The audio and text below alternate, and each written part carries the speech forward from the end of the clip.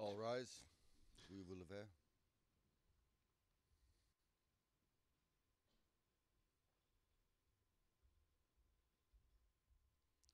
The International Criminal Court is now in session. L'audience de la Cour pénale internationale est ouverte. Please be seated. Veuillez vous asseoir.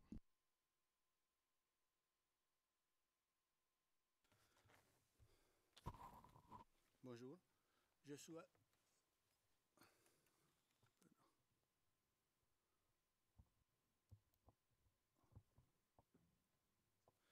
souhaite la bienvenue à toutes les personnes présentes aujourd'hui dans le prétoire ainsi que dans la galerie du public.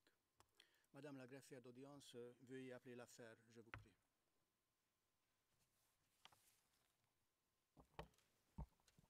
Good morning, Mr. President, Your Honors. The situation in the Republic of Mali in the case of the prosecutor versus Al-Hassan Abdul Aziz, Mohammed Mahmoud, case reference ICC 0112-0118. And for the record, we are in open session. Je vous remercie. Au nom de mes collègues, Madame la juge Reine Adelaide Sophie Alapini-Gansou et Monsieur le juge Marc Perrin de Brichambault, je souhaite la bienvenue à toutes les parties et participants, ainsi qu'à Monsieur Alassane. Je demande d'abord s'il y a des changements dans les équipes. Monsieur Duterte, s'il vous plaît. Bonjour Monsieur le Président, bonjour Madame la juge, bonjour Monsieur le juge. Aujourd'hui, mon équipe est composée de Diane Looping, Esham Mourad, Raymond Sandoval, Marie-Jeanne Sardachti, Sania Bokulic, Flory Houk, Yekanadan Munizami et Sarah Coquillot. Et votre serviteur, je vous remercie. Merci beaucoup, Monsieur le procureur. La défense, Madame Taylor. Good morning, Mr. President, Your Honours. Good morning, everyone in the courtroom. Today, the defence for Mr. Alassane is represented by Madame Marie-Hélène Proux, Mr. Mounia Doucet, Mr. Mohamed Youssef, Ms. Dolly Challa, Ms. Lily Wang, and Ms. Manuel Delille. Thank you very much. Merci beaucoup. Et les représentants des victimes, Maître Doumbia, apparemment, il n'y a pas de changement. Monsieur le Président, il n'y a pas de changement de ce côté. Merci beaucoup. Merci beaucoup. D'après notre emploi de temps, nous procédons aujourd'hui aux observations finales des parties et des représentants légaux des victimes. Je rappelle que selon l'ordonnance portant calendrier aux fins de l'audience de confirmation des charges, les parties et les représentants légaux des victimes disposent de 30 minutes chacun pour présenter leur déclaration finale. Je donne maintenant la parole au procureur pour qu'il puisse exposer sa déclaration finale. Monsieur le procureur, s'il vous plaît, la parole est à vous.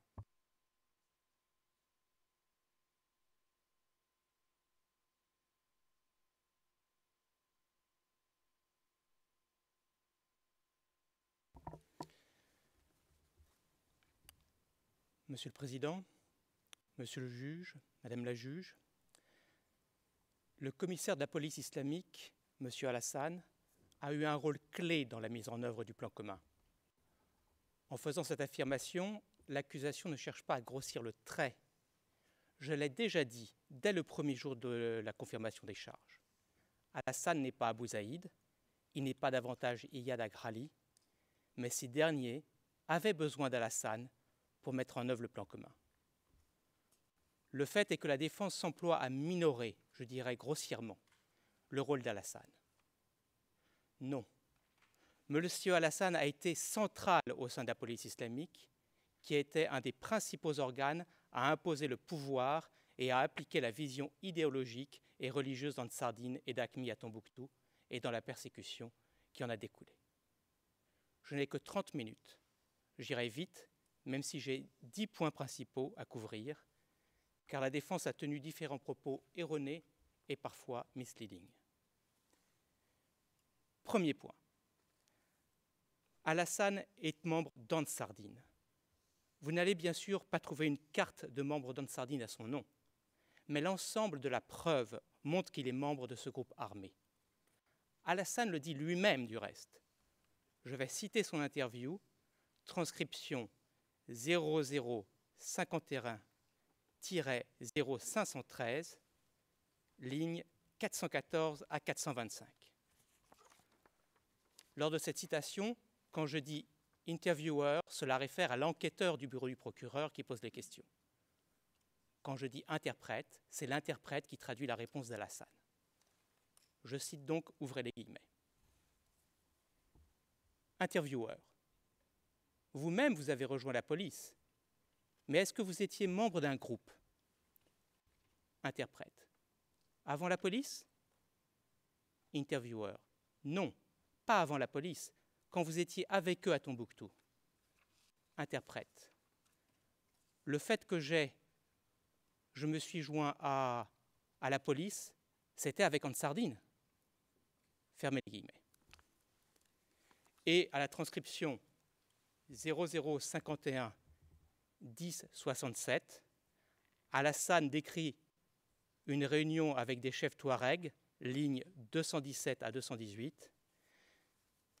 Pendant l'occupation de Tombouctou, il dit, je cite, ouvrez les guillemets, « C'était quelques jours, même pas un mois après que je me suis joint ou je m'étais joint dans leur rang. » Fermez les guillemets.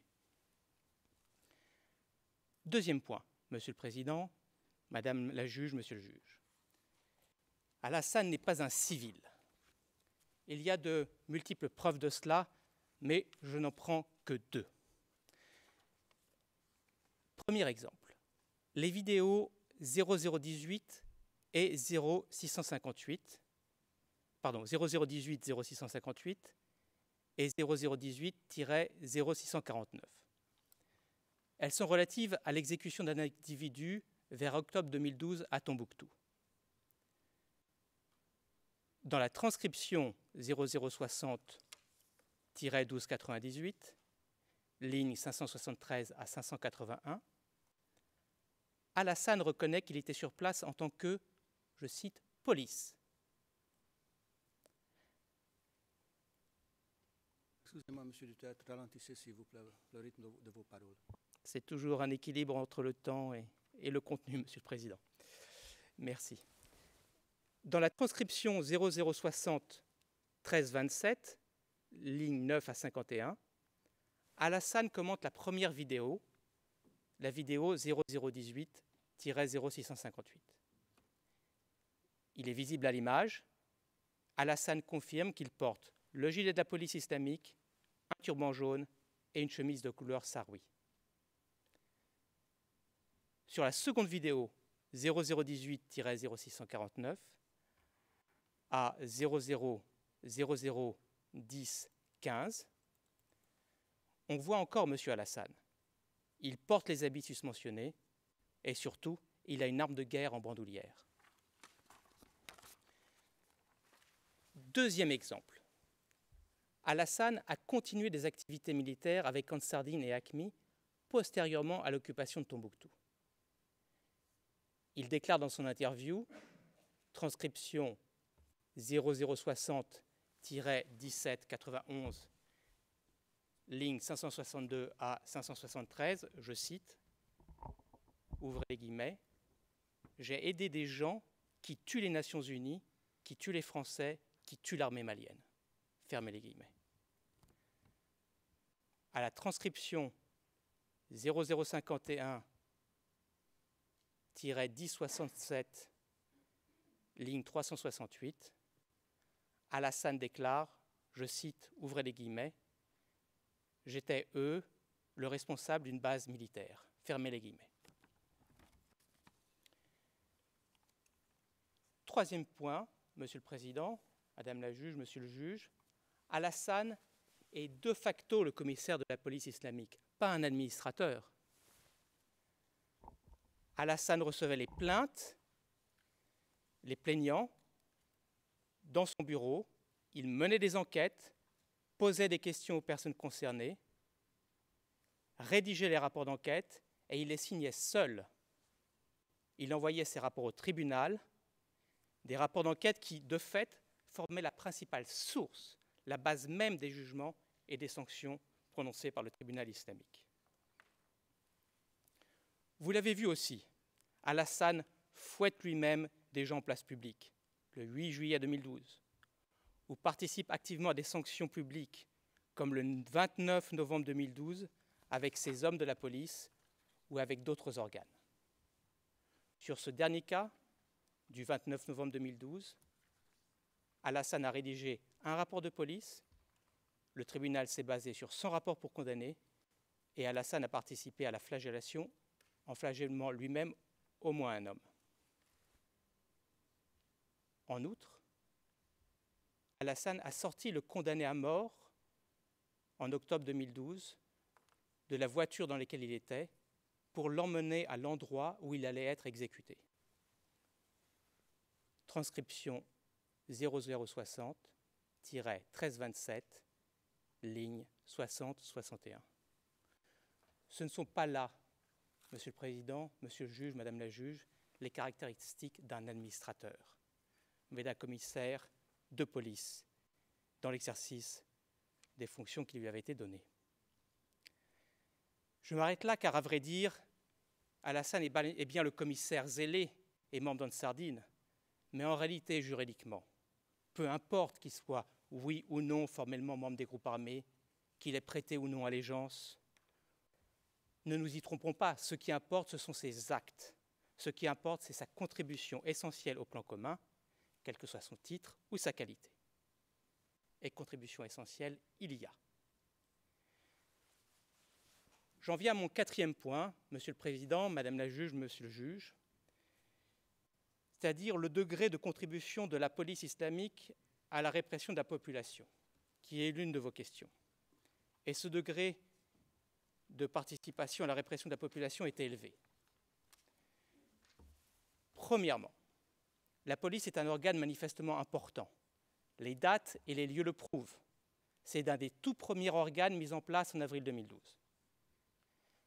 La police islamique occupe d'abord la BMS, un des quelques bâtiments avec étage dans Tombouctou, puis elle déménage au gouvernorat, qui est, par définition, le bâtiment gouvernemental le plus important. C'est révélateur. A contrario, à Boutala, chef des bataillons de sécurité, est resté à la BMS. Deuxièmement, on s'en souvient, les domaines d'activité de la police islamique sont très larges. Les propos d'Alassane lui-même l'illustrent dans la vidéo 0018-0379. Il déclare, je cite, ouvrez les guillemets, et c'est en anglais, "We do have a lot of work. It involves patrols within the town and correcting objectionable acts. Any type of reprehensible which has been forbidden. We correct such acts as drinking alcohol, smoking, and a woman adorning herself, and other such acts. It involves running the town affairs and ensuring the whole town's security day and night." Fermez les guillemets. Et de fait, la police était omniprésente à Tombouctou et traitait de toutes les affaires en ville, délivrer des permis, assortis parfois de conditions, pour différentes activités, émettre des convocations, recevoir des plaintes comme des cas, et traiter des litiges de tout genre comme des cas d'adultère, de pratique de la magie, de trafic de cigarettes ou encore de vente d'alcool. Troisièmement, la police qui était en charge de la prison, je me réfère à l'IRN 0051-1124, ligne 801, travaillait avec les autres organes, notamment la Hezba et le tribunal islamique. Et ces derniers ne pouvaient pas exécuter leur mission sans l'aide et le soutien apportés par la police islamique. Et notamment, c'est bien la police islamique qui pourvoit le tribunal en affaires à juger. Quatrièmement, et c'est révélateur, les instructions d'Abou Zaïd du 15 août 2012 s'adressent à tous. Mais quand on les lit, c'est la police qui est visée en premier. Je cite le début de ces instructions, ouvrez les guillemets, « Compulsory instructions to the police, Hizba Corps and all soldiers ». Fermez les guillemets. Je renvoie à l'IRN 0001-1124. 71-93. Cinquièmement, on le sait, la police avait par exemple plus d'hommes que la SBA. Je vous renvoie au DCC. Numériquement, elle avait donc plus de moyens d'agir contre la population. Dans le même ordre d'esprit, elle avait plus de moyens matériels. Rappelez-vous le pick-up patrouillant avec 2 policiers en armes. Il patrouillait en voiture ou à moto. Et Alassane déclare en novembre 2012, je cite, ouvrez les guillemets, « Il n'y a pas de problème. Nous avons accès à des armes, les gens sont tous armés. » IRN 0018-0379.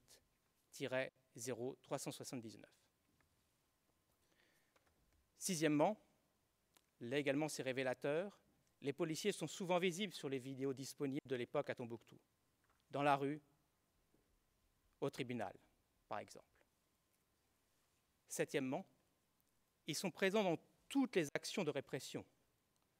On le sait, c'est la police islamique qui alimente le tribunal, je l'ai mentionné, donc en future victime de sanctions et d'humiliations publiques.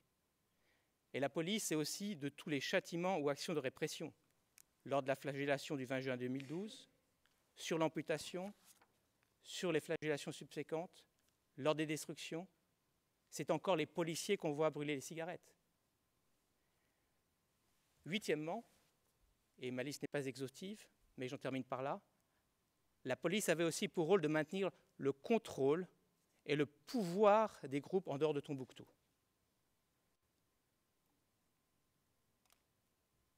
Dans l'interview de novembre 2012, Alassane parle ainsi des expéditions missionnaires organisées depuis Tombouctou dans les territoires du Nord-Mali, voire 0018-0379.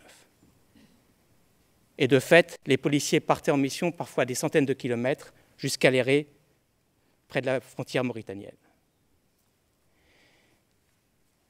J'en ai fini avec mon 4e point. Il me reste 5 points à traiter, Monsieur le Président, 5 ou 6 points, et permettez-moi de passer temporairement en anglais.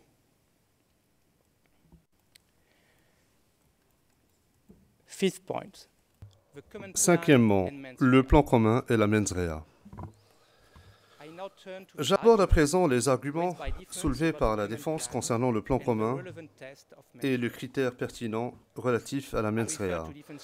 Je renvoie aux observations formulées par la défense, transcription T6, version anglaise, page 32 à la page 33. La défense fait l'amalgame entre l'exigence relative au lien concernant le conflit armé et la commission de viol et d'esclavage sexuel et la portée du plan commun. En outre, la défense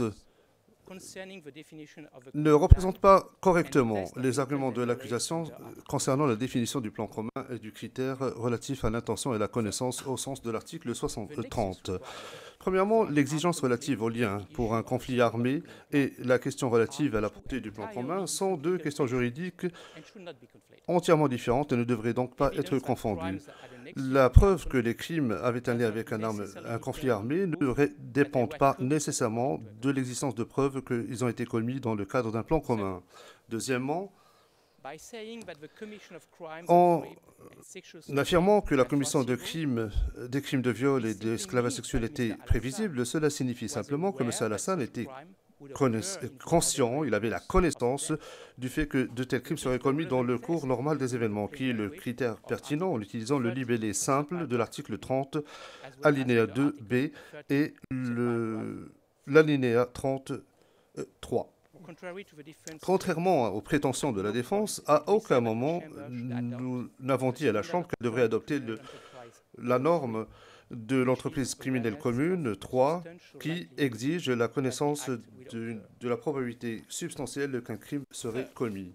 Troisièmement, la défense fait l'analogie avec une mission de maintien de la paix et cela est complètement sans fondement car en l'espèce, nous avons dit que le suspect avait la connaissance et l'intention de la commission des crimes qui lui sont reprochés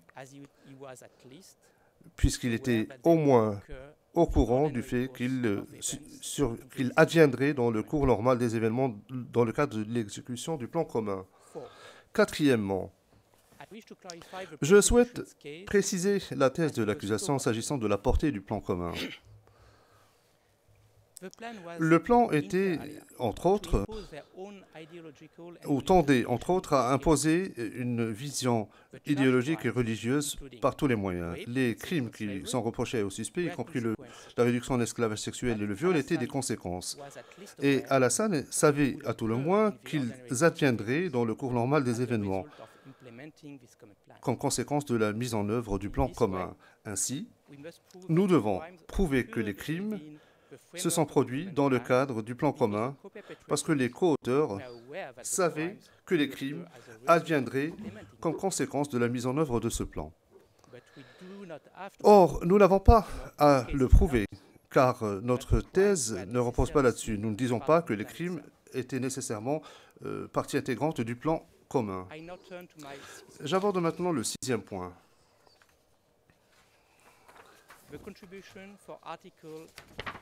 À savoir la contribution au sens de l'article 25, 3a.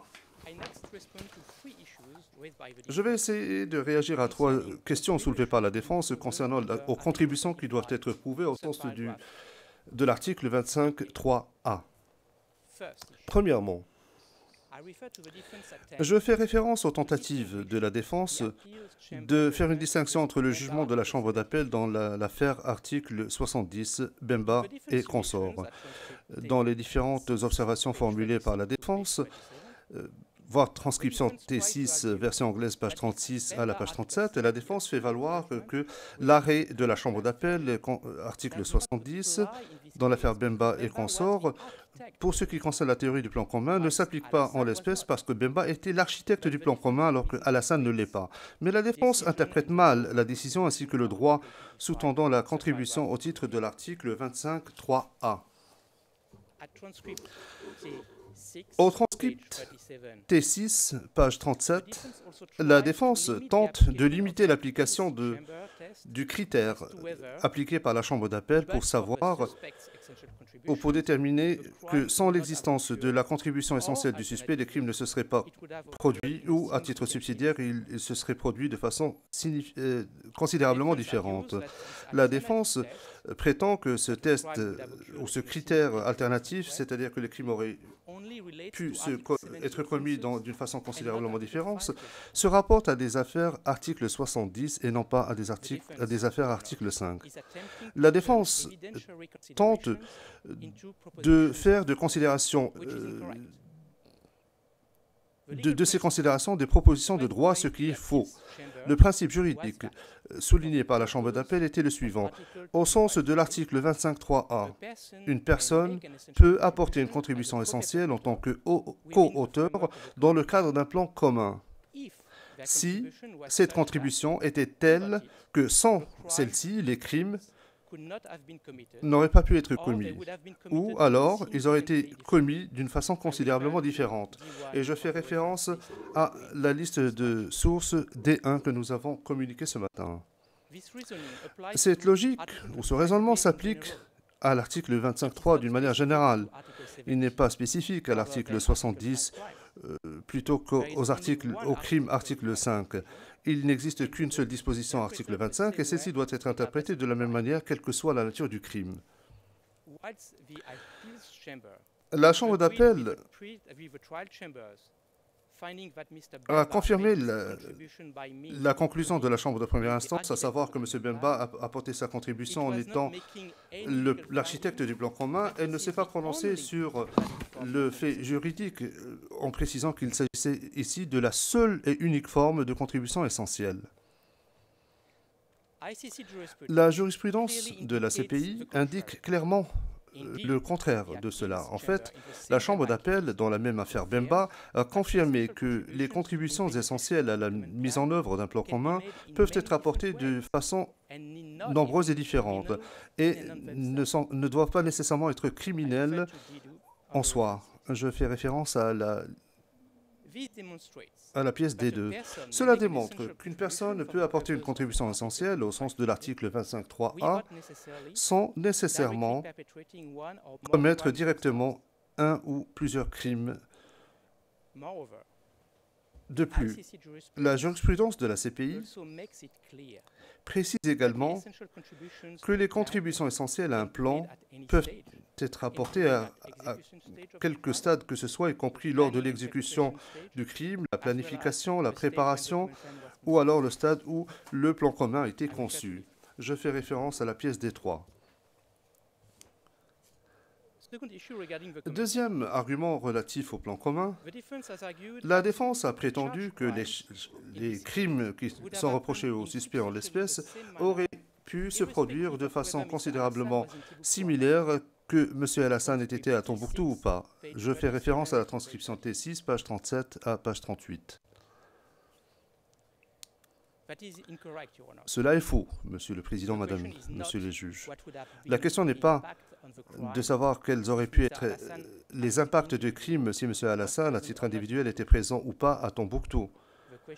La question est celle-ci.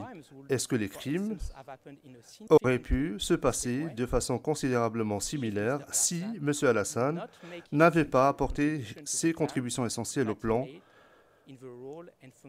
qu'il a apporté eu égard au rôle et aux fonctions qu'il exerçait au sein de la police islamique? Et pour notre part, nous estimons que si nous supprimons le comportement personnel qu'il a pu avoir en tant que commissaire de facto de la police islamique, eh bien les crimes auraient pu se passer de façon considérablement différente. À titre d'exemple, il n'y aurait pas eu le même niveau de coordination pour la police, ou alors son travail avec les autres organes, y compris le tribunal, auquel d'autres affaires ont été renvoyées par lui-même, et la SPA qui recevait de l'appui de la police dans le cadre des patrouilles. À cet égard, il convient de signaler qu'Al-Hassan a conservé un poste important tout au long de l'occupation. Il était indispensable au sein de la police. Il recevait les plaintes, menait des enquêtes et rédigeait des rapports en utilisant ses pouvoirs, son influence et ses compétences linguistiques pour ce qui est de l'interaction avec la population.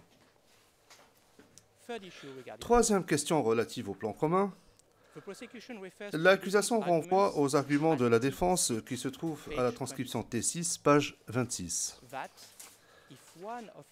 La défense prétend que si l'une ou l'autre de ses contributions essentielles était en sa qualité de principal exécutant ou exécuteur des règles de l'organisation, cela signifie que nous devons prouver qu'Al-Hassan avait un rôle dans la mise en œuvre des crimes qui lui sont reprochés. Au transcript T6, page 36 à la page 37, la défense prétend également que nous devons prouver que M. Al-Hassan a exécuté ou contribué à la réalisation des crimes qui lui sont reprochés.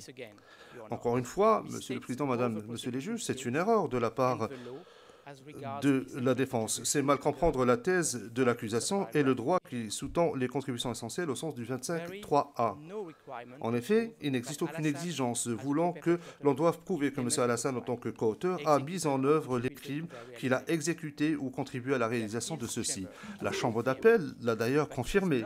Il n'est pas nécessaire de prouver qu'un coauteur a apporté une contribution intentionnelle à chacun des crimes spécifiques ou des infractions faisant partie du plan commun. Je fais référence à la pièce D4.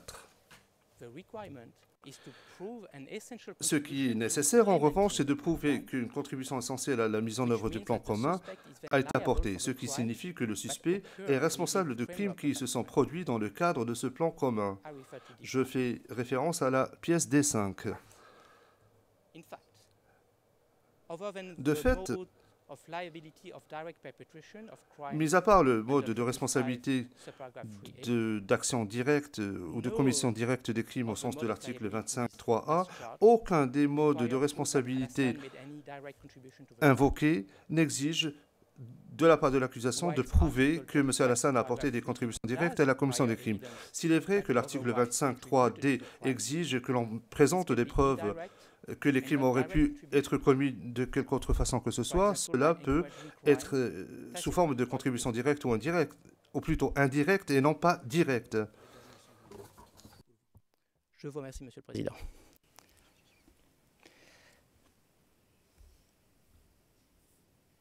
Seventh point.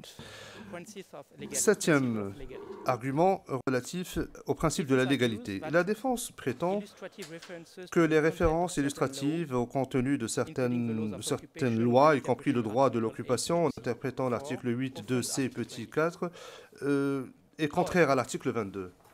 Cela étant, comme la Chambre d'appel l'a démontré à de multiples reprises, l'interprétation du droit ou de la loi d'un statut ne contrevient pas au principe de la légalité. De plus, même si les lois relatives à l'occupation se rapportent au contexte différent d'un conflit armé international, il convient de faire référence à ces lois pour comprendre pleinement le sens de l'article 8.2c4 en gardant à l'esprit les références à l'article commun 3 des Conventions de Genève. Je fais référence à la pièce A12. Nous aborderons de manière détaillée cette question dans le cadre de nos écritures. Huitième argument, Monsieur le Président, Madame les juges, notification de la portée des charges.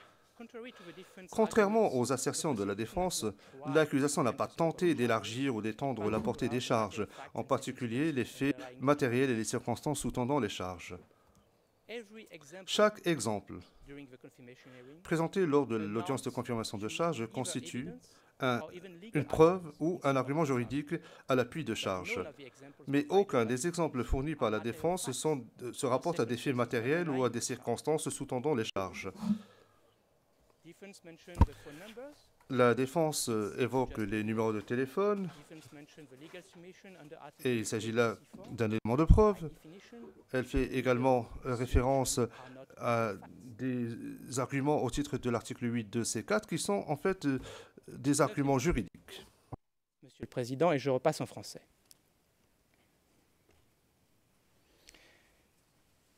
Monsieur le Président, Monsieur le juge, Madame la juge, je reviens à la question des données téléphoniques, dont je conçois bien qu'elles sont fortement incriminatoires.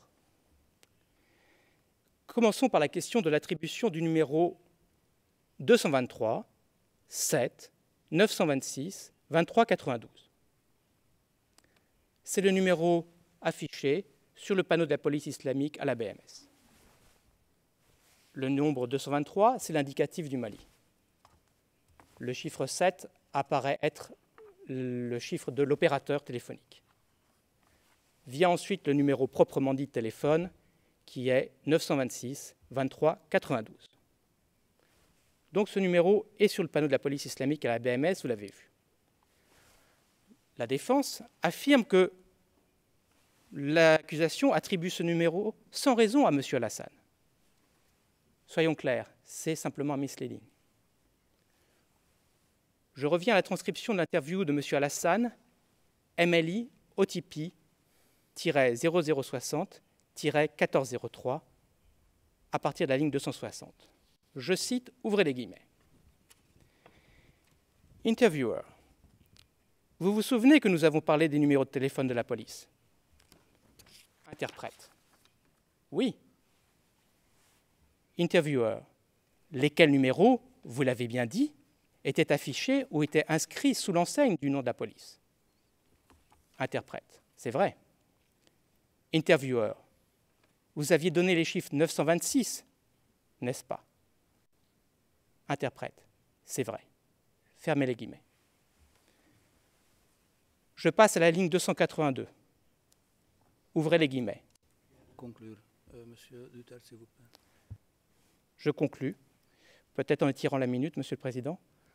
Le numéro là, celui-là, 926, c'est mon numéro. Je l'ai acheté au marché bien avant l'entrée des islamistes à Tombouctou. Bien avant. Fin de citation. Pour tous les autres numéros de téléphone en contact avec ce numéro 926, qui est le numéro personnel de M. Alassane, qu'il avait avant l'arrivée des groupes dans Tombouctou, et qui, comme il le dit lui-même,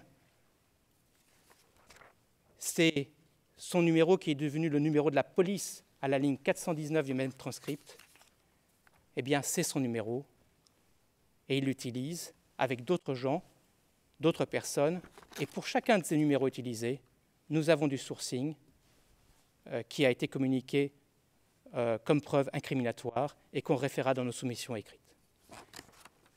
Au total, Monsieur le Président, Madame la juge, Monsieur le juge, l'accusation vous soumet que l'ensemble des faits, et vous devrez vous baser sur les faits, rien que les faits, mais tous les faits, ces faits montrent qu'il y a des raisons substantielles de croire que M. Alassane a commis les crimes qui lui sont reprochés. Et l'accusation vous demande donc de confirmer les charges. Je vous remercie. Merci beaucoup, Monsieur le procureur. Et nous allons continuer maintenant avec la déclaration finale des représentants légaux des victimes. Maître Doumbia, s'il vous plaît.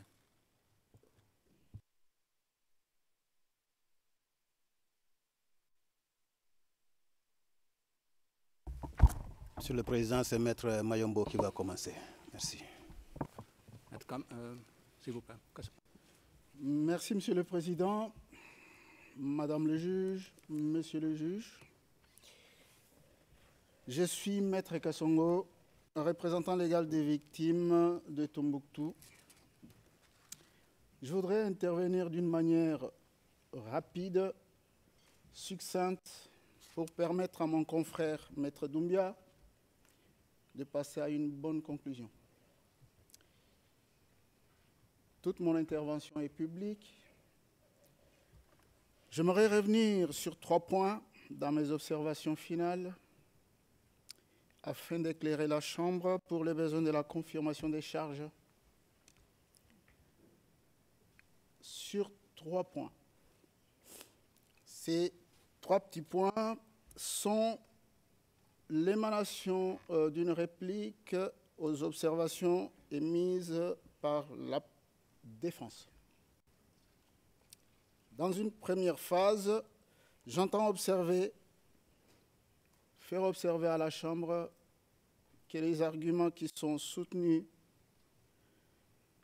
en termes de faits justificatifs soulevés par la défense tenant à la personne de M. Al-Hassan et aussi à la charia comme droit en vigueur au Mali, à un moment donné,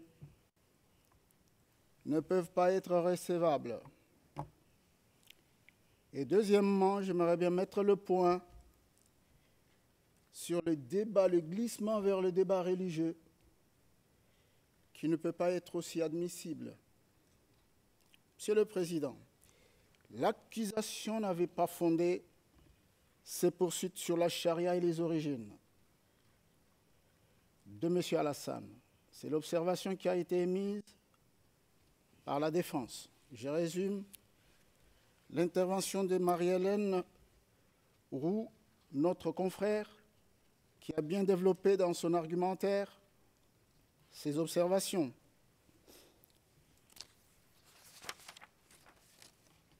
Dans un premier temps, la défense soulève le point qui concerne le comportement et la personnalité de M. Alassane comme étant un bon père de famille.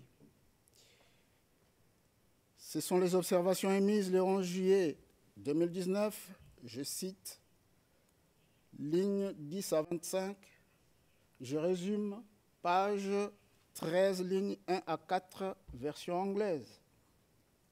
Monsieur le Président, Madame le juge, Monsieur le juge, sur la notion de bon père des familles, les victimes refusent de croire à la thèse soutenue par la défense qui décrit M. Alassane comme étant un bon père de famille.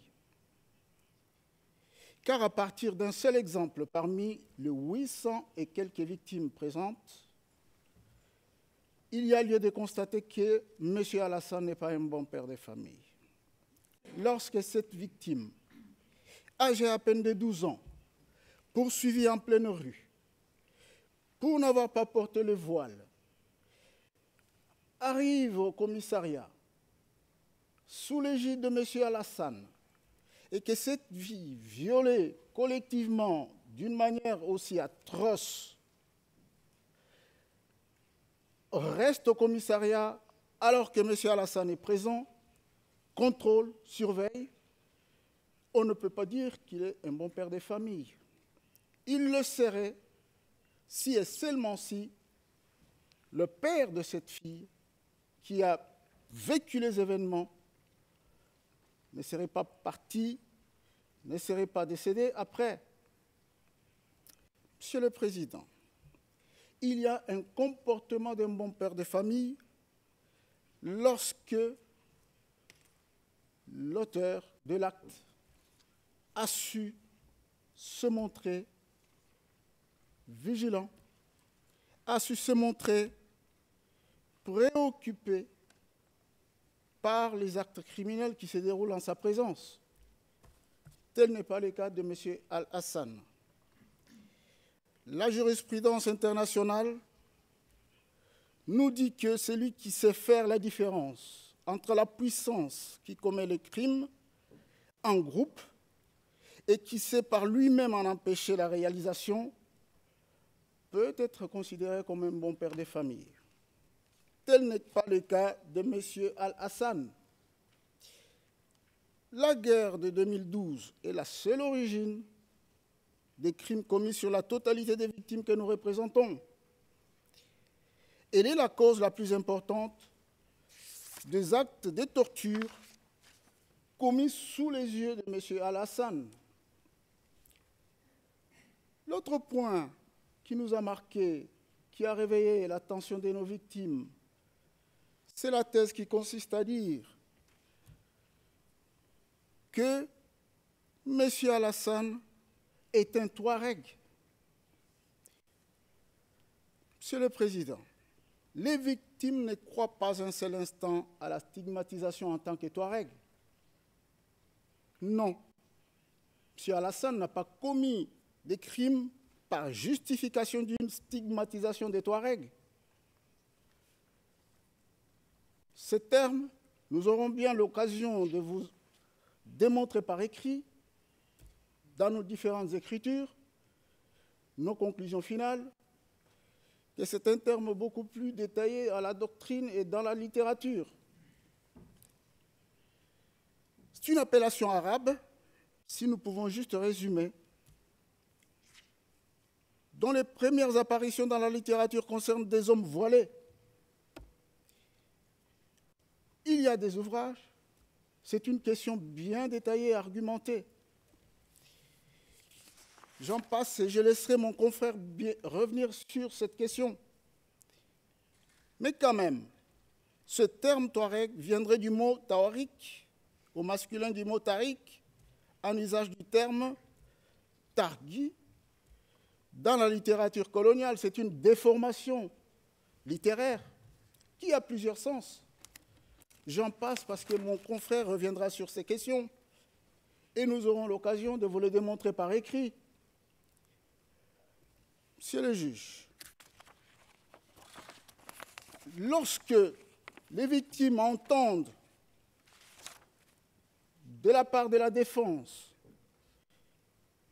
le recours, la référence faite à la charia comme étant le droit applicable, il y a matière à réagir. Je vais réagir sur l'angle d'opportunité de ce débat à ce stade de la procédure, sans pour autant aller au fond des principes sujets à discussion. Monsieur le Président, dans sa plaidoirie du 11 juillet, la défense fait remarquablement une bonne démonstration sur deux questions. Sur l'oubli de l'accusation de n'avoir pas pointé ce droit et sur la légalité de ce droit. Pour la masse des victimes que nous représentons, Monsieur le Président, cet argument ne doit pas être retenu. Il ne peut en aucun cas justifier les crimes reprochés dans les documents contenant les charges. L'article 15 du statut donne bien le pouvoir au procureur de faire le choix des chefs d'accusation et de les présenter. Les victimes, par notre voix, entendent rapporter de la Chambre leur refus d'adhérer à la thèse soutenue par la défense, fondée sur l'application de la charia au Mali avant l'occupation, en 2012. Les victimes demandent respectueusement de la Chambre a déclaré cette thèse irrécevable en l'espèce. Monsieur le Président, Madame le juge, Monsieur le juge, il est principalement question dans cette affaire d'une confirmation des charges décrites dans les documents contenant les charges, que les victimes entendent de pied ferme pour l'ouverture d'un procès. Alors, il serait dommageable, pour elles bien sûr, d'ouvrir un débat religieux qui n'en est pas un, déplacer le débat des crimes commis sur la question ou les questions d'ordre religieux ira à l'encontre des intérêts de ces victimes. Car la ville de Tombouctou est en majorité peuplée des croyants musulmans qui pratiquent le culte et lisent le Coran. Un mot sur la charia et les droits pénals. Avec ce que nous apprenons de la part de la doctrine et de plusieurs auteurs, nous aurons l'occasion d'en parler dans nos écritures. On trouve à côté du Coran un corpus faisant figurer un embryon des règles de droit pénal, parmi lesquelles on trouve des limites, bien sûr, sur lesquelles se focalisent les débats contemporains, notamment en Occident sur la charia. Ce sont des principes, des coutumes qui jouent un rôle de normativité en complément du corpus des règles coraniques, qui imposent des obligations, mais sans en détailler les contenus, ou énoncent des interdictions, sans en préciser ou assortir des sanctions. Ce sont des règles supplétives. Il existe des écoles pour dire tout simplement, en un mot, qu'il ne s'agit pas d'un droit unifié. Monsieur le Président, il y a plusieurs écoles. Le Mali est un État laïque. Le Mali, bien sûr, avec cette inspiration islamique, n'applique pas le droit islamique en tant que tel. Pour les pays musulmans de l'Afrique de l'Est, on les classe dans une tendance d'une école juridique, du chafisme, qui applique l'islam tolérant. Le Mali reste bien sûr un État laïque. Monsieur le juge, Madame le juge, Monsieur le Président, Tombouctou est fondé au XIe siècle par les Touaregs, qui confiaient leur bagage lourd à une femme qui lui donnera son nom, Timbuktu, un puits qui deviendra Tombouctou. Nous sommes loin des questions de religion évoquées par la défense, Monsieur le Président. Entre le XIe siècle et 1591, la ville est réputée pour la présence de ces intellectuels savants de la famille Akit et Ahmed Baba. On note pas les problèmes de stigmatisation des Touaregs, bien sûr. On parle le Coran et islamisation. Par le sultan du Maroc, si on peut citer, et la bataille des savants. Monsieur le Président, en conclusion sur cette question, pour laisser parler mon confrère, à partir de ces hypothèses, les victimes demandent respectueusement à la Chambre de rejeter toutes les observations en ce sens émises par la défense, qui sont des observations d'ordre ethnique, et de confirmer l'ensemble des charges détaillées par l'accusation. Je vous remercie. Merci beaucoup, Maître Kassongo. Vous avez été très équitable envers Maître Doumbia. Donc maintenant, c'est Maître Doumbia qui a la parole.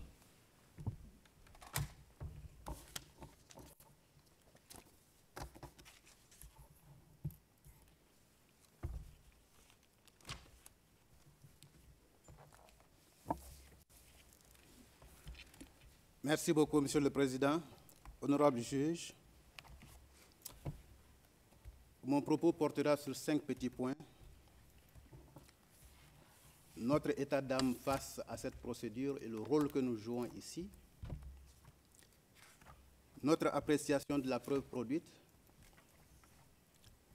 notre perception de la personnalité de Al-Hassan, notre jugement sur l'argumentaire développé par la défense, et enfin, un petit mot de conclusion. Sur le premier point, Monsieur le Président, honorable juge, je voudrais réitérer encore notre satisfaction d'être là, surtout pour le temps de parole, parce que nous avions demandé un temps de parole qui nous a été accordé. Et nous en sommes fort réconfortés et reconnaissants à votre égard, parce que cela démontre toute la place que les représentants légaux jouent devant cette Cour. Monsieur le Président,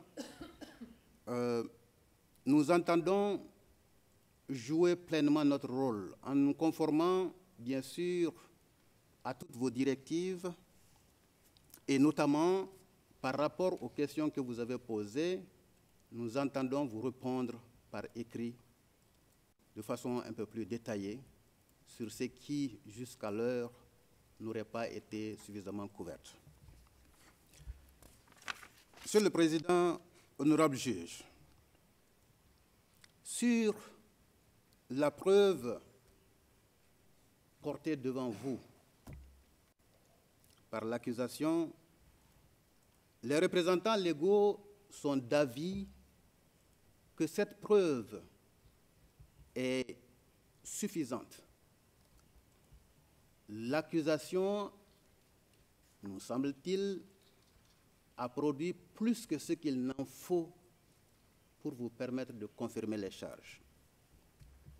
Les preuves nous paraissent claires, les preuves rentrent en droite ligne de nos aspirations et les preuves sont objectives et les preuves sont conformes, n'est-ce pas, à tout ce que les victimes que nous représentons ont vécu comme brimade.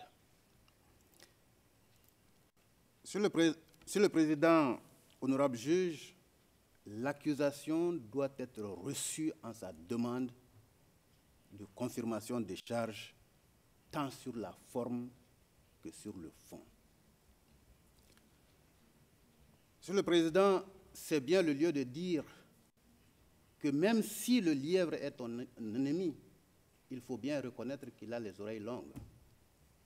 Et c'est vrai. On ne peut pas le nier. Et du reste, nous pensons qu'il n'y a pas plus aveugle que la personne qui ne veut pas voir et qu'il n'y a pas plus sourd que la personne qui ne veut pas entendre. La défense ne veut pas entendre, la défense ne veut pas voir, mais l'objectivité s'impose devant cette Cour. Monsieur le Président, honorable juge,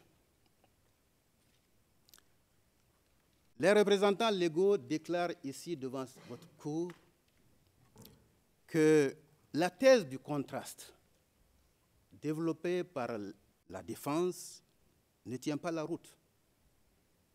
Cela est évoqué dans ces affirmations à la page 37 des transcrits du 11 juillet 2019, lignes 22 à 23, selon laquelle on ne peut pas déduire qu'il y a eu criminalité sur la base d'un comportement qui lui-même n'est pas criminel. Eh bien, cette conclusion est l'aboutissement d'une réflexion tronquée. Elle est l'aboutissement d'une fiction juridique, une vue de l'esprit qui ne résiste pas à la preuve. Cet argument ne peut pas altérer la preuve présentée devant vous. Monsieur le Président, s'agissant de la condition des Touaregs,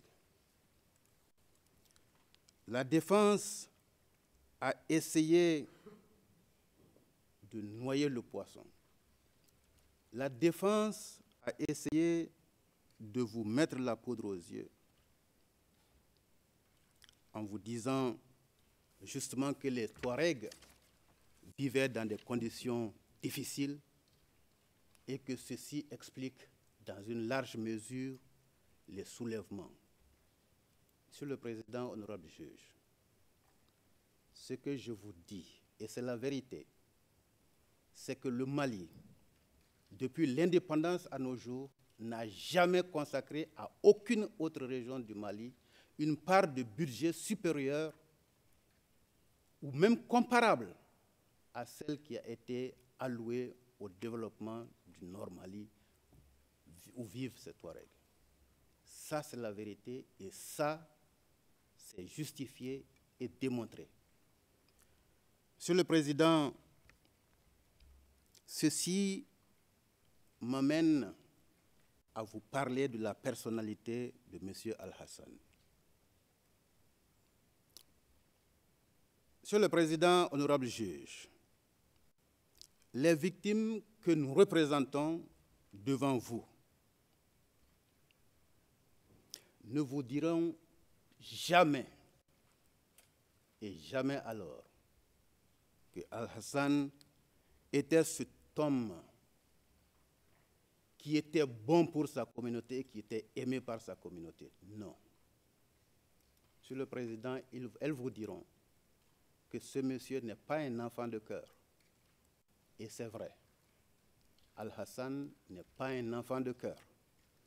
Monsieur le Président, Al-Hassan est loin de ce bon père de famille dont on a voulu vous vendre l'image ici. C'est absolument faux. Monsieur le Président, honorable juge, les victimes de Tombouctou qui ont souffert les agirs de Al-Hassan dans leur chair, par leur sang, par leur sueur et par leurs larmes, vous diront que M. Al-Hassan, qu'elles ont observé dans ses multiples œuvres, était un homme cynique. Monsieur le Président, Al-Hassan n'était pas aimé dans sa communauté, comme on vous l'a dit à la page 16, lignes 22 à 28 des transcrits du 11 juillet, et à la page 16, ligne 9 à ligne 11 de ces mêmes transcrits. Les victimes vous parleront de quelques constantes. En effet, qu'est-ce qui est constant? Il est constant, et M. Al-Hassan lui-même l'a reconnu, que les menaces et la torture faisaient partie des méthodes utilisées lors des enquêtes qu'il menait. Et que par torture, il faut simplement entendre frapper la personne. Comme si frapper n'était pas quelque chose de significatif. Cela est visible au transcrit du 11 juillet 2019, page 19, ligne 9 à 12. Ce qui est également constant, Monsieur le Président, honorable juge, c'est que Al-Hassan n'a jamais nié qu'il était le commissaire de police islamique à Tombouctou pendant l'occupation. Ça, c'est une constante. Qu'est-ce qui est également constant? Ce qui est ensuite constant, c'est que Al-Hassan a reconnu, et les images parlent, qu'il a lui-même administré des coups, nous le voyons, qu'il a d'initiative pris des décisions et qu'il a participé à l'exécution de cette décision. Monsieur le Président, honorable juge, ce qui est également constant, et Al-Hassan le sait, c'est qu'il était un élément clé du dispositif de nuisance djihadiste à Tombouctou. Ça, c'est un fait évident. Monsieur le Président, honorable juge, je passe à l'argumentation de la défense. La défense a bâti son argumentaire sur du faux absolu. Cette argumentation n'est ni objective, ni juste, ni équitable. Monsieur le Président, de ce côté de la barre, nous sommes choqués et indignés d'entendre que la preuve se résume à une poignée d'incidents. Monsieur le Président, les faits vécus par les victimes que nous représentons ne sont pas des incidents. Et cela nous indigne et nous devons vous le dire. Et nous ne pouvons pas accepter que ces faits soient résumés en de simples incidents. Il s'agit de crimes. Il s'agit de crimes, de violations graves des normes de droit international qui sont inscrites dans les statuts de Rome. Et c'est ce qui vaut la présence à nous tous ici. On ne peut pas simplement dire qu'il s'agit d'incidents. Monsieur le Président, on peut faire sa défense, mais rester dans les limites de l'humain. Et c'est ce que nous demandons. Monsieur le Président, honorable juge, les représentants légaux pensent que les vidéos, les cartes, les photos, les déclarations de témoins et toutes ces allégations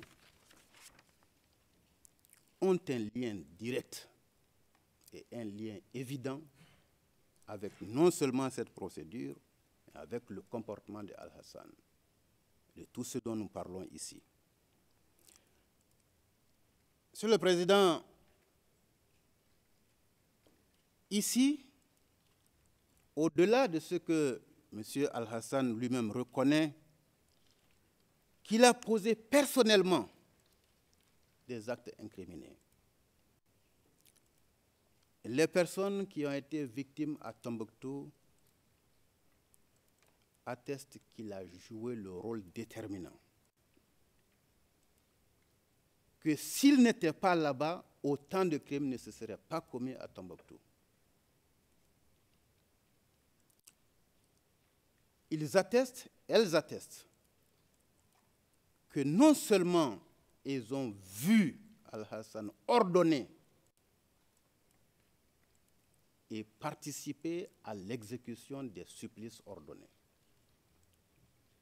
Monsieur le Président, ça, ce sont des faits, et les faits sont têtus.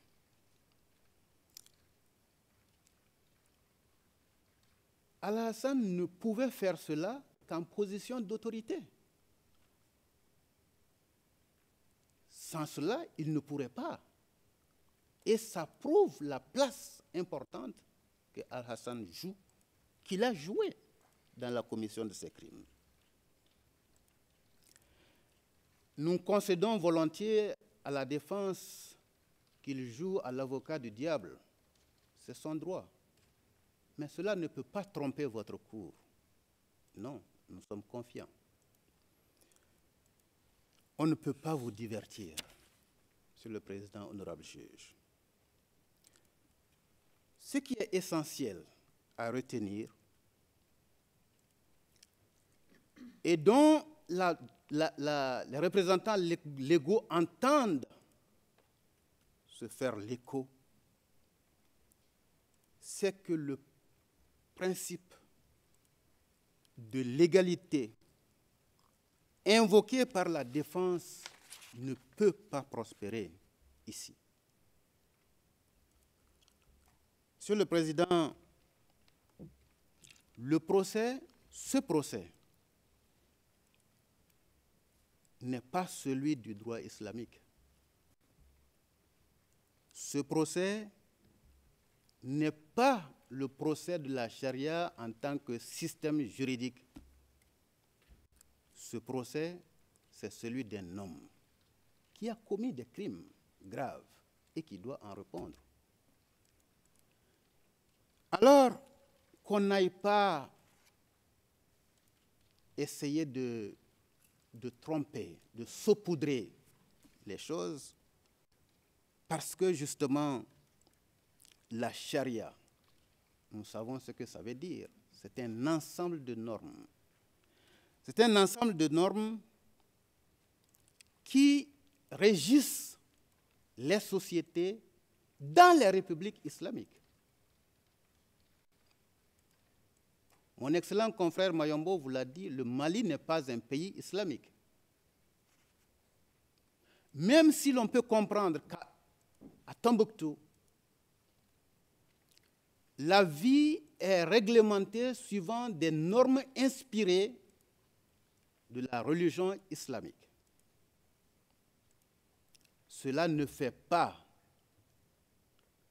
dire, cela ne peut pas correspondre à la réalité que la charia était appliquée à Tombouctou. C'est faux. À Tombouctou, comme ailleurs au Mali, il y a un droit qui s'applique. Ce droit de tradition romano-germanique, vestige du passé colonial du Mali, qui est la loi, le seul système juridique applicable au Mali.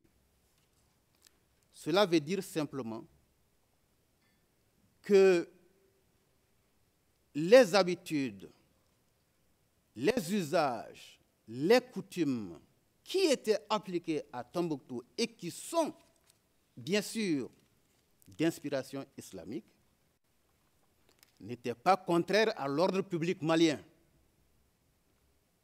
Cela ne peut pas justifier qu'à Tombouctou, il y avait la charia. Vous avez encore 3 minutes, maître. Merci beaucoup, Monsieur le Président. Je vous assure que je vais finir dans le temps. Juste pour vous dire cette précision linguistique. Au Mali, dans la plupart des langues, la loi se traduit par la charia. C'est une précision linguistique assez importante. Quand le bambara veut dire la loi ou le système juridique, il va te dire c'est la loi, c'est la charia. Quand il veut dire que le comportement que vous adoptez n'est pas correct, il va vous dire ce que vous faites n'est pas la charia. Alors, lorsqu'un témoin dit à Tombouctou, il y avait la charia, cette personne veut simplement vous dire qu'à Tombouctou, il existait déjà un système de droit. Cela ne peut pas être confondu avec ce que les djihadistes ont appliqué à Tombouctou, qui n'était pas d'ailleurs une application de la charia, faut-il le dire tout de suite. Les djihadistes n'ont agi qu'en vertu d'un penchant de terreur dans un contexte de géopolitique et de géostratégique dans la région Sahel de façon générale. Cette politique qui visait à déstabiliser le Mali et en faire ce qu'ils veulent.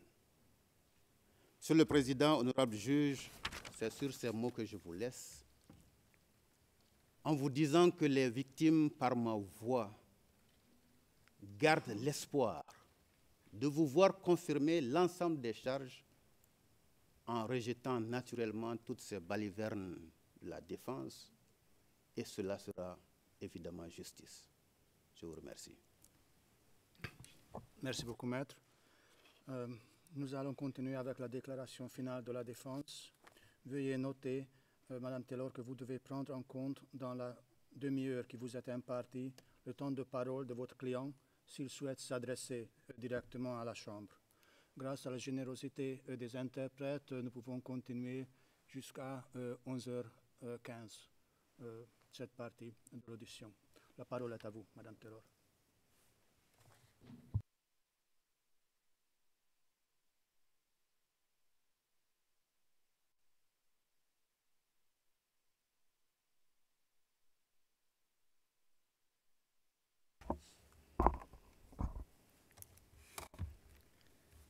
Thank you very much. Maître Taylor, merci beaucoup, Monsieur le Président, Madame, Monsieur les juges. Après avoir lu le volumineux document de notification des charges présenté par l'accusation, après avoir entendu les plaidoiries de mes contradicteurs pendant quelques jours, la question demeure, et cette question est fondamentale.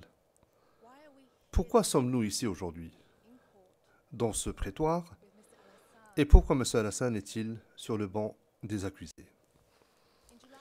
En juillet 2012, le gouvernement du Mali a énuméré les protagonistes des différents mouvements dans le nord du Mali. Cette liste comportait 14 noms différents. Il souhaitait que la Cour fasse enquête sur ces 14 noms. M. Alassane n'en faisait pas partie. Je fais référence au document MLI OTP 001-0026. Et en 2018, après avoir enquêté sur les événements au Mali pendant plusieurs années, l'accusation a déposé une requête aux fins de délivrance urgente d'un mandat d'arrêt à l'encontre de M. Alassane. Et au paragraphe 59 de la requête, ils ont énuméré les protagonistes, les principaux chefs de l'oppression alléguée à Tombouctou. Ils ont énuméré 4 personnes. M. Alassane n'en faisait pas partie. En 2019, après avoir enquêté plus avant dans cette affaire, l'accusation a déposé son volumineux document de notification des charges et à la section 7.2.2.2, l'accusation a énuméré toutes les personnes qui ont joué un rôle clé et qui ont accompli des tâches essentielles à Tombouctou. Ainsi, au paragraphe 224, ils décrivent la présidence, responsable d'assurer le contrôle de la vie quotidienne à Tombouctou. Les personnes qui apportaient une assistance et contrôlaient les organes principaux utilisés pour la mise en œuvre du plan commun. Ils ont nommé 3 personnes. M. Alassane n'en faisait pas partie. Puis l'accusation a énuméré les contributions essentielles au plan commun. Alors, qui est responsable d'avoir donné des ordres à la police islamique? Qui donnait des instructions écrites qui devaient être exécutées par la police islamique concernant les interactions avec le public? Qui avait le pouvoir d'intervenir dans des procédures judiciaires? Était-ce M. Alassane, la personne qui est ici présente devant vous? Non. D'après le paragraphe 245 du document des charges préparé par l'accusation, c'était Abou Zaïd. Et en l'espèce, qui concerne l'application de croyances et de pratiques religieuses, qui était responsable? Qui était chargé de déterminer quels aspects et quelles pratiques du droit islamique devaient être exécutés à Tombouctou? Était-ce M. Alassane, la personne détenue par la CPI depuis plus de 15 mois? Non. D'après le paragraphe 247, c'était Abdallah al-Shingeti. Après avoir entendu des journées de plaidoirie concernant le fait que les femmes à Tombouctou étaient obligées de porter le voile et de se conformer à certaines pratiques, est-ce que c'était M. Alassane qui décidait d'imposer ces règles morales et qui les exécutait? Eh bien non, pas d'après le paragraphe 248 du document de notification des charges. C'était plutôt Al-Mahdi. C'était lui qui organisait et contrôlait les punitions infligées aux civils de Tombouctou, et ce, y compris l'imposition d'un code vestimentaire. Et les jugements du tribunal islamique, ces décisions qui, de l'avis de l'accusation, violaient le statut de Rome, est-ce que c'est M. Alassane qui les rédigeait? Est-ce que c'est lui qui les rendait? Est-ce que c'est lui qui autoriser la punition houdoud ou les techniques d'interrogatoire? Eh bien non, pas d'après les charges portées par l'accusation. Au paragraphe 254 du document, eh bien ce rôle essentiel est attribué à Houka Houka, qui était le président du tribunal islamique. Une personne qui est en fait juge, et non pas une personne qui n'a aucune formation juridique, policière ou religieuse. Et s'agissant des tâches de la police islamique elle-même, qui étaient les émirs? Qui avait le contrôle? Qui donnait des ordres? Qui était responsable d'apporter des contributions essentielles au plan commun? D'après l'accusation, eh bien c'était Adama et Khaled Abou Sulayman. Je vous renvoie au paragraphe 250 du document de notification des charges de l'accusation. Monsieur le Président, Madame, Monsieur les juges, Monsieur Alassane est un suspect accidentel. On le soupçonne d'avoir commis des crimes qui n'ont rien à voir avec lui, ni avec son comportement quotidien à Tombouctou. Mais il y a des limites à étendre la théorie du plan commun. Et en l'espèce, ce plan commun, eh bien, les croyances religieuses ont été étendues au-delà de tout entendement. L'accusation ne propose pas de contexte, elle n'a pas de plan commun viable, elle ne peut pas prouver de comportement criminel et ne dispose pas d'éléments de preuve crédibles. Et par conséquent, les charges ne devraient pas être confirmées. Un peu de contexte maintenant. Nous avons entendu la Chambre rappeler à de nombreuses reprises que la charge de la preuve incombe exclusivement à l'accusation. L'accusation et non pas la défense. L'accusation doit prouver tous les éléments matériels de l'affaire.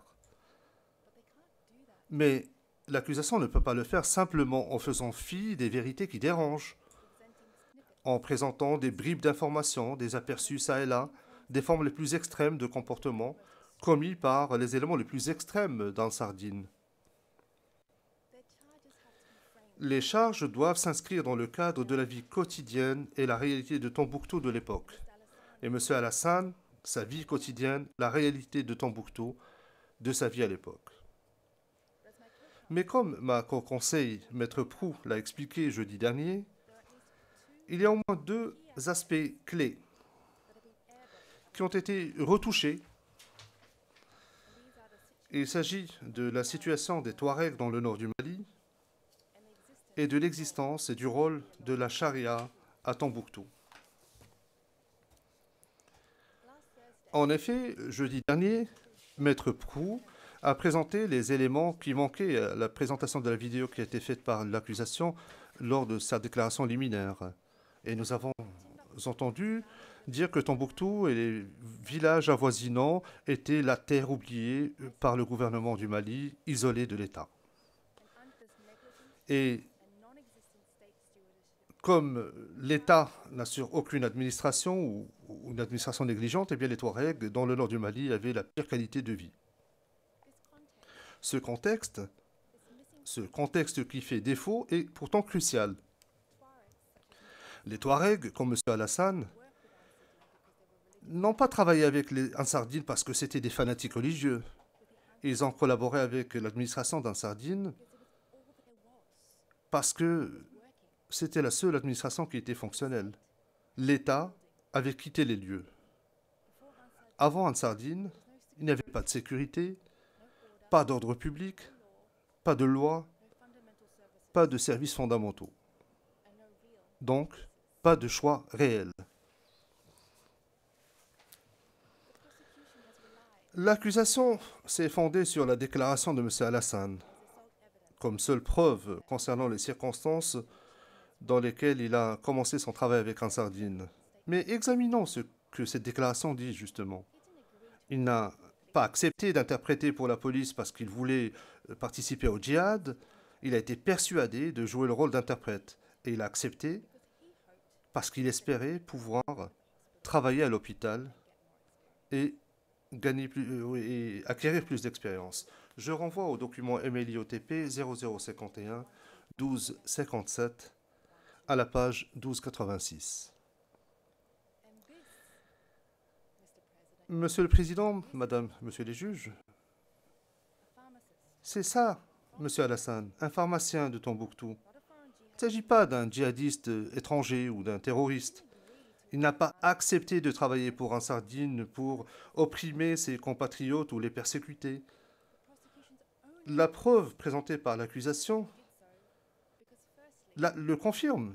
Il a rejoint Ansardine parce qu'Ansardine l'avait persuadé de rejoindre ses rangs et lui a demandé de le faire. Et deuxièmement, parce qu'il a pensé pouvoir utiliser ses compétences pour améliorer le sort des gens à l'époque qui avaient la pire qualité de vie sur Terre.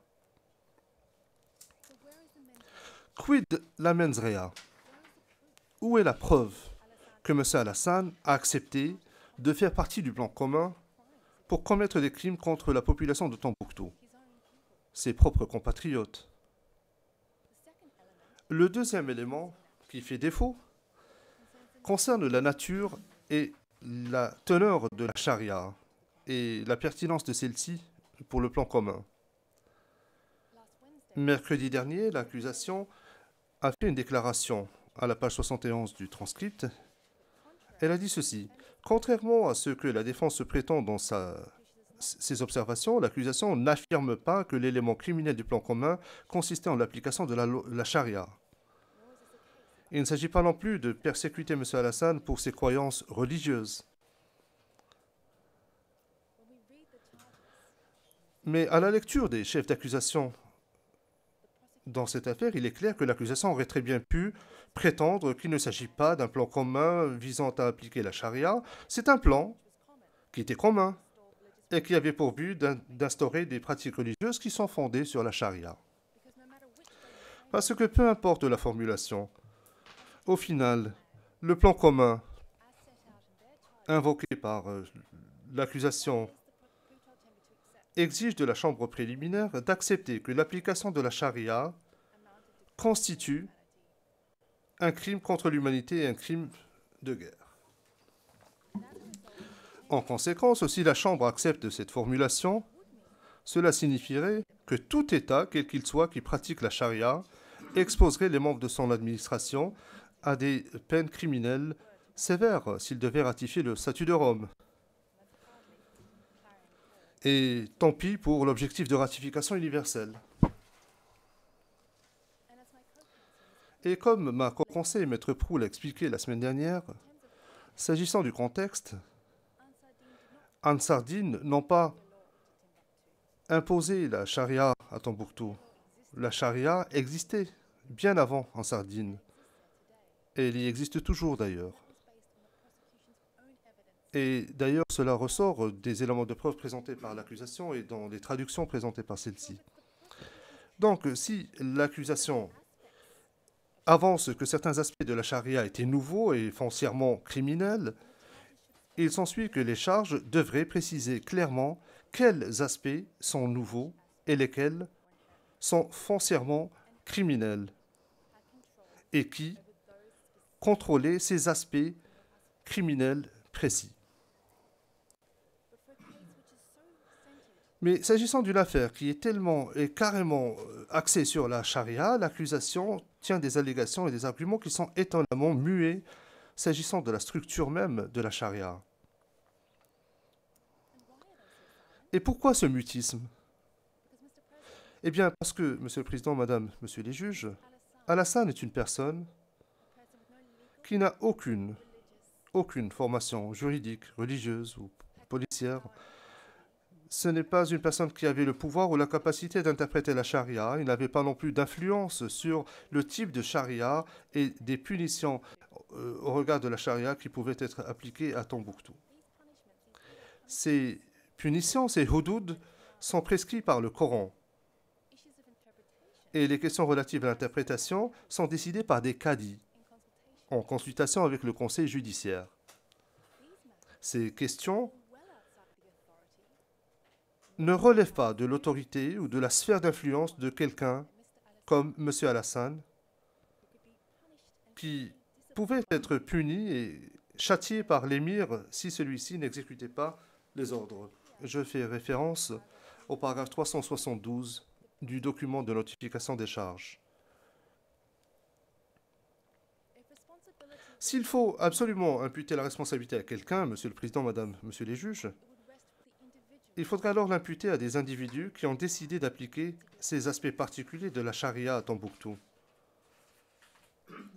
Et d'ailleurs, d'après les charges apportées par l'accusation, ce n'est pas M. Alassane. Ce qui m'amène à mon deuxième point, l'absence de comportement criminel.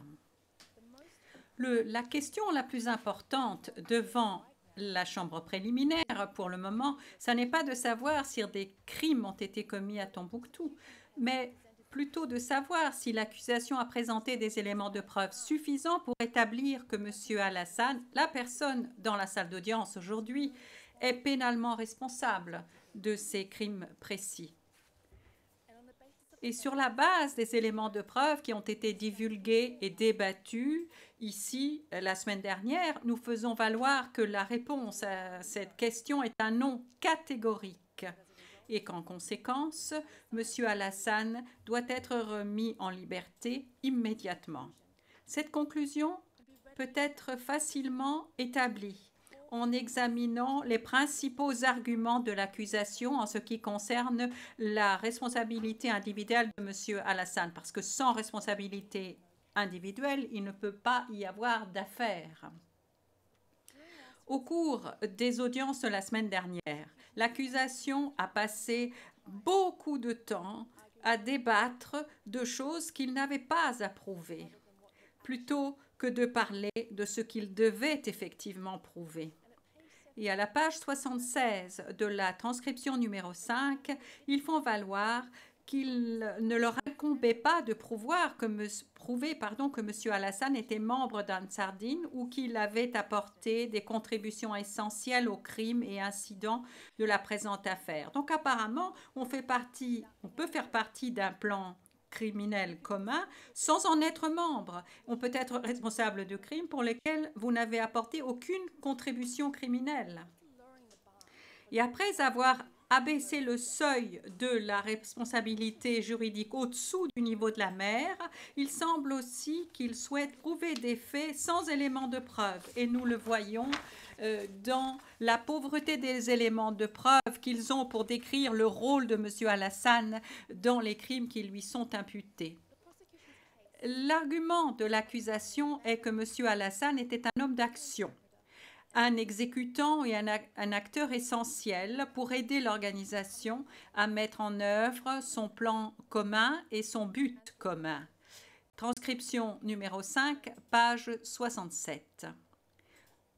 Mais si c'était le cas, et si le plan commun impliquait un élément suffisant de criminalité et pas simplement la charia d'une manière générale, alors l'accusation aurait dû pouvoir démontrer que les actions de M. Alassane avaient contribué de manière essentielle ou substantielle à la réalisation des éléments essentiels des crimes imputés. Alors, examinons ce que M. Alassane aurait fait dans le cadre de ce plan commun pour appliquer la charia par des moyens criminels. L'accusation a fait valoir que M. Alassane était apparemment l'interface avec les civils, qu'il servait de médiateur dans les différends entre les civils de Timbuktu à la requête de civils de Timbuktu. Ce qui ne veut pas du tout dire qu'il mettait en œuvre ses croyances par des moyens criminels. Et cela ne constitue en aucune manière un crime de guerre ou un crime contre l'humanité. Ils font valoir qu'il recevait des plaintes présentées par les civils de Timbuktu, y compris des plaintes pour crimes graves. Et là encore, ça n'est pas quelque chose qui prouve que M. Alassane a appliqué ses croyances religieuses par des moyens criminels. Cela, au mieux, laisse supposer que la population civile acceptait et approuvait la police islamique et le rôle qu'elle jouait à Timbuktu. Le témoin de l'accusation lui-même a également indiqué que M. Alassane ne faisait que recevoir des plaintes aux fins de les organiser et qu'il les transmettait ensuite à ses supérieurs, Adama et Khaled. Je fais référence à la déclaration P582, MLI OTP 0070 0749, page 0790. Donc, il était un bon gestionnaire de dossiers. ce qui ne constitue guère une bonne raison de l'enfermer à Scheveningen. Nous entendons ensuite des affirmations selon lesquelles M. Alassane signait des rapports. Eh bien, là encore, ce n'est pas un crime ou un acte criminel essentiel. Et que dans le système de la charia à Tombouctou, c'était un acte qui n'avait aucune influence sur les décisions et les conclusions du tribunal islamique. M. Alassane aurait également effectué des patrouilles.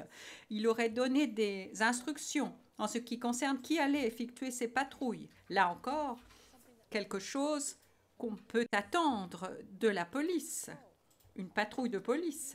C'est ce qu'on fait dans les administrations partout dans le monde, sans pour autant être enfermé et séparé de sa famille. Si nous allons au-delà de ces actions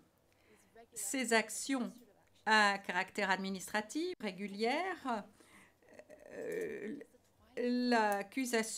l'affaire de l'accusation, alors, arrive dans cette zone crépusculaire au sujet de ce que M. Alassane aurait pu faire ou aurait pu avoir fait dans une réalité alternative fondée sur des éléments de preuve tout à fait différents qui ne figurent pas dans ce dossier de l'affaire. Prenons page 68, transcription numéro 5. L'accusation prétend que M. Alassane aurait commis des actes de persécution sur la base de la race et du genre.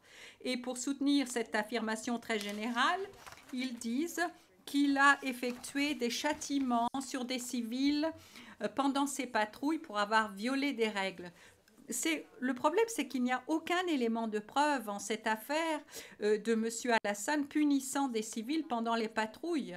L'accusation s'appuie sur la déclaration de M. Alassane selon laquelle il effectuait des patrouilles. Mais là encore, les éléments de preuve ne disent pas ce que l'accusation voudrait qu'ils disent. Au contraire, il a dit à l'accusation qu'il était l'émir que c'était l'émir qui devait décider sur les questions concernant les petits tazirs, et ceci seulement après qu'une procédure ait été suivie.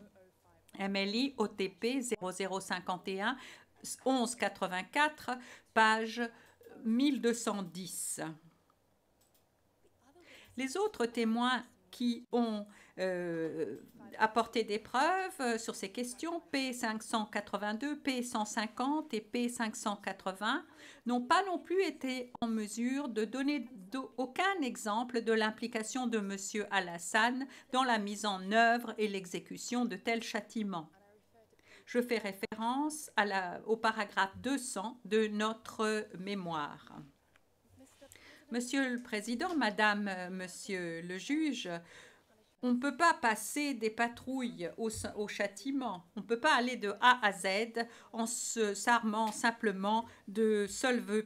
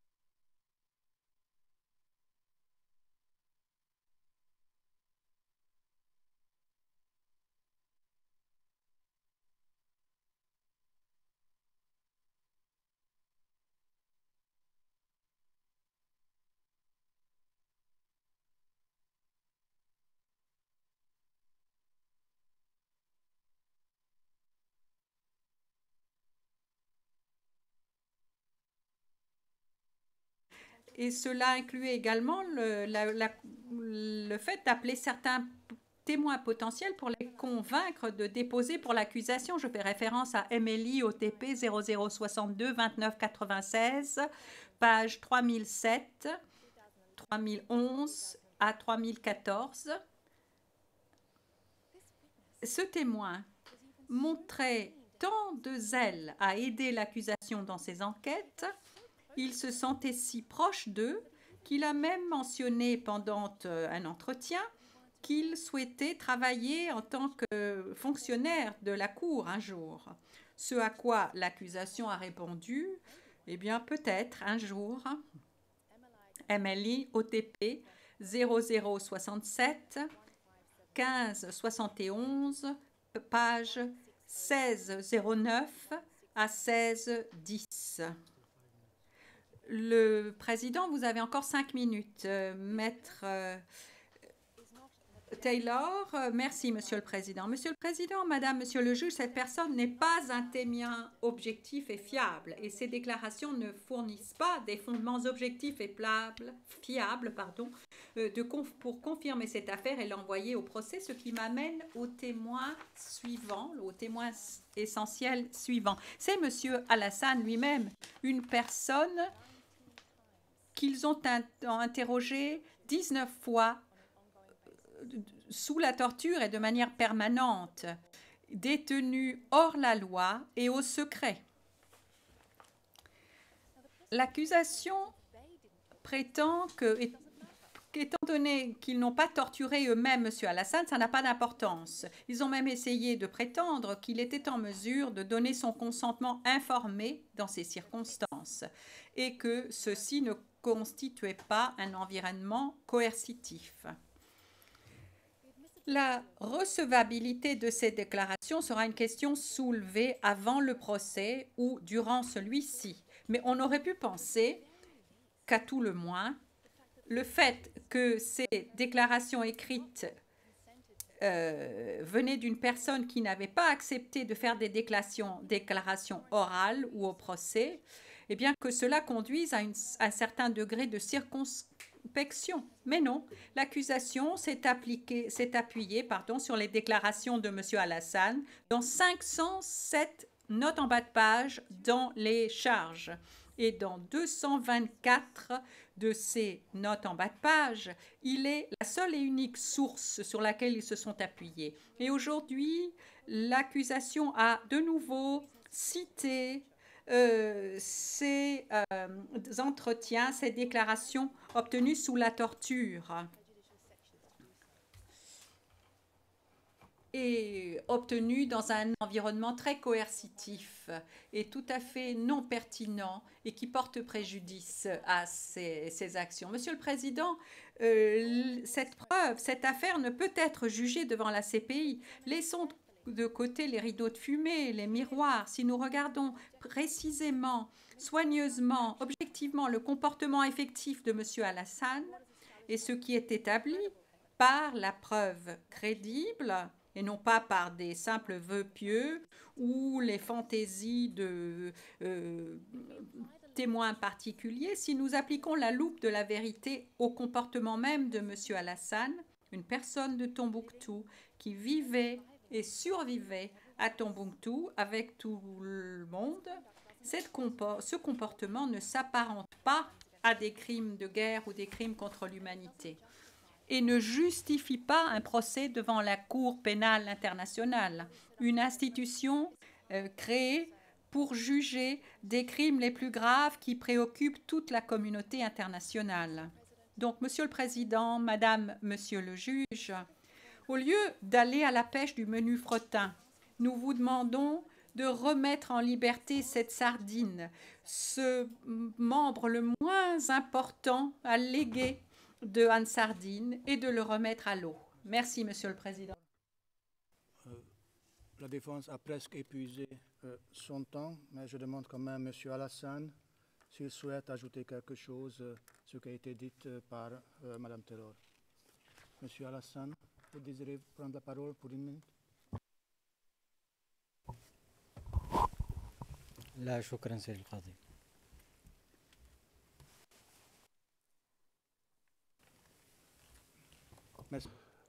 Non, rien, Monsieur le Président. Je vous remercie.